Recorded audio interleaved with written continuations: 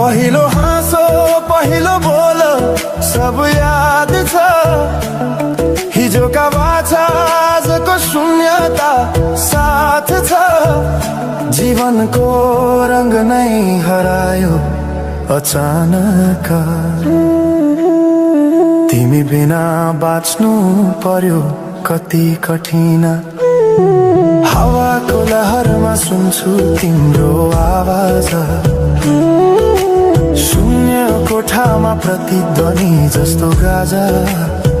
सम्झनाको बादल मनमा जम्छ, रातको निद्रा फेरि कहाँ